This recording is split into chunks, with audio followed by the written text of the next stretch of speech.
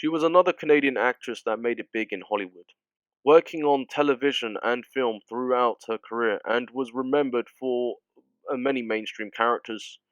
She managed to become one of the best and iconic stars in the whole world based on her television career, being known in films such as The Ten Commandments and even television series such as The Munsters. From performing in nightclubs to becoming a Hollywood legend, this is the beautiful Yvonne De Carlo, and this is her basic biography. Early life.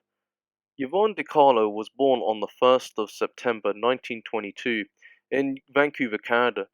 She was born to a French mother and who was a homemaker, and a father who was from New Zealand and worked as a salesman. They were able to live in British Columbia, Canada, with her father leaving the family and breaking up with her mother. This meant her mother would have to raise her in Vancouver on her own, and even live the rest of her life with her grandparents. She attended schools in Vancouver, in the Vancouver area as well, and managed to enroll in many dance classes whilst in education, with a chance to pursue a career in acting or dancing in her later life. She went to one of the best high schools in Vancouver, which was called King Edward High School, and then graduating to go to the BC School of Dance later on. Her mother was wanted her to be a great actress and keeping on pursuing her dancing career. She would perform in live performances and performing live in occasions in various stage performances to that's at school and even outside of school, spending at least in the 1930s in education, then moving to America to attend university, but was able to be entered for many competitions instead as a model based on having experience in modeling when she was younger, and was sponsored by various organizations to become a model. She was able to but she was taken back from Canada and based on not having the right information to live or perform in America. She would have odd jobs once she completed her school and had a chance to get a better career when she got older. This meant moving to the United States with a job that had her becoming a United States citizen fully, with a great career in tow. Acting career. She would become an actress by traveling to the United States. This was due to applying for competitions where she was not able to win, but she was able to stay in the United States.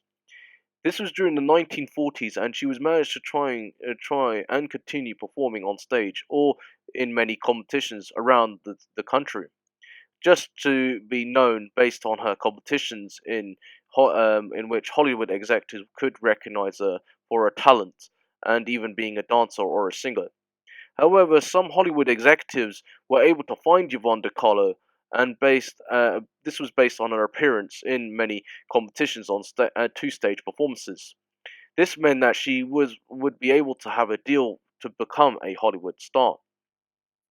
She later signed a contract for a film whilst performing on stage in the play Glamour Over Hollywood in 1941. This film was made with her in mind, and even making her first appearance in film. This film was called Harvard Here I Come, in which she was able to play a supporting character. This type of character was the only character she was able to play whilst in the early half of the 1940s due to her skills as a dancer or in acting in general. She was able to star in films linked to westerns, dramas, and even the comedy genre that were popular with many people around the world. Her first major appearance or performance that was on the silver screen was called Slalom, where she danced in 1945, and was a Western film that was based on real life events, later on becoming a lead actress in more movies during the 1940s.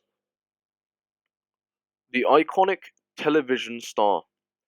She started the 1950s in films related to adventure and even to the Western genres by playing different characters who were leading female leads.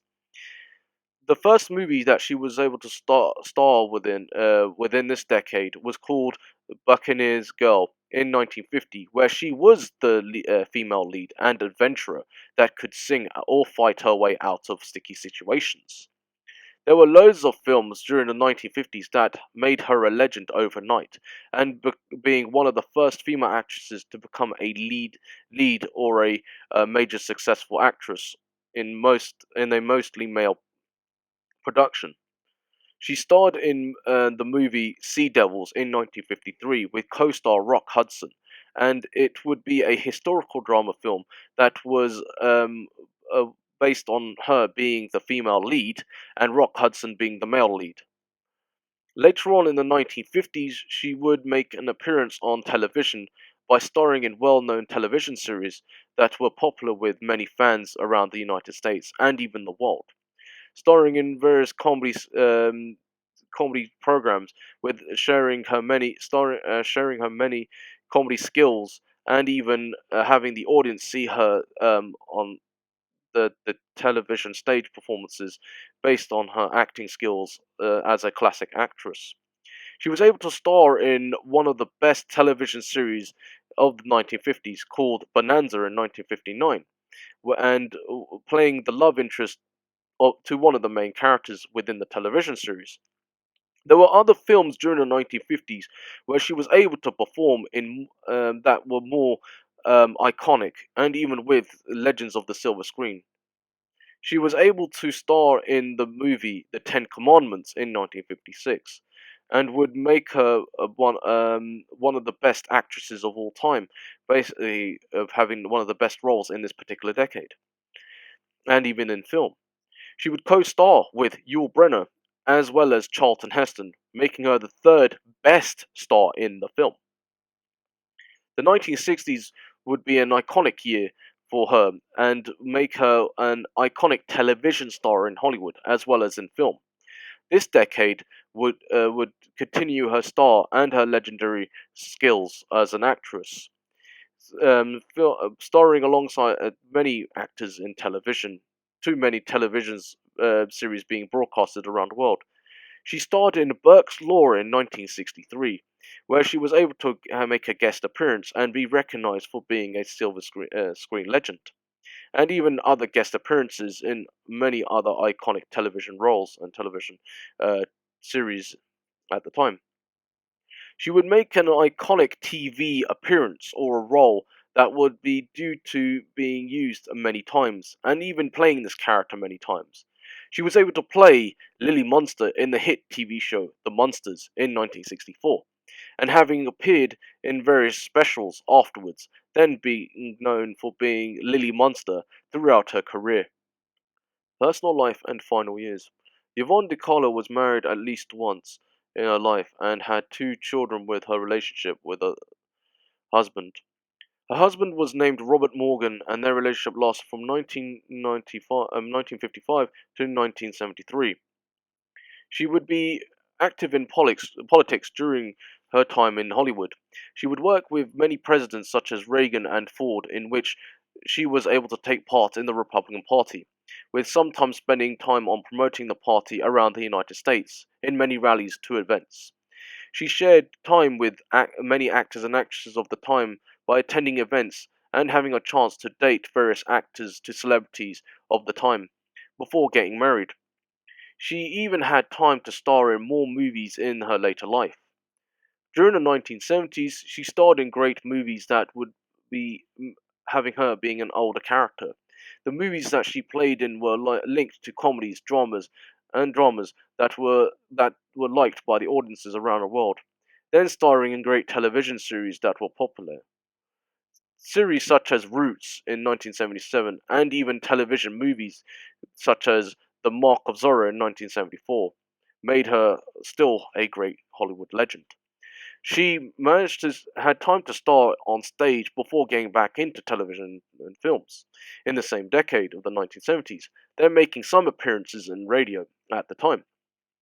She continued to act in both in the 1980s and even the 1990s before passing away. Her last film appearance was in the movie Seasons of the Heart in 19 1993, and then later on, her last television appearance was in The Barefoot Executive in 1995, which was a television film. Legacy and death. Sadly, Yvonne De Carlo passed away on the 8th of January 2007 at the age of 84 years old in LA, USA. She had some health problems and some health issues, and was able to retire in the mid 1990s, where she sadly suffered a stroke, and later died from a heart attack in 2007. She was remembered for being one of the best actresses on television and one of the and even film, becoming an icon from Canada and one of the greatest actresses from Canada, with many other actors and actresses at the time doing the same from the same country. Her legacy still lives on after her death, with many honors and awards being given to her when she was alive and even after her death. She was played by playing many characters or acting in many films that made her a legend of the silver screen. Films such as The Ten Commandments and McLintock would be two of her best films, and being typecasted as being a female adventurer, and even being typecasted as playing Lily Munster in the television series The Munsters throughout her life, and was the best known adaptation of this around the United States and around the world for various television series based on the Munsters. Yvonne De Carlo was able to get her own star on the Hollywood Walk of Fame, and even on par with many A-list actors, creating various organizations, and even various organizations themselves being able to remember her being one of the greatest Canadian celebrities in history. Thank you for watching, and please subscribe if you haven't done so. My name is Suki Cookie, and thank you for watching.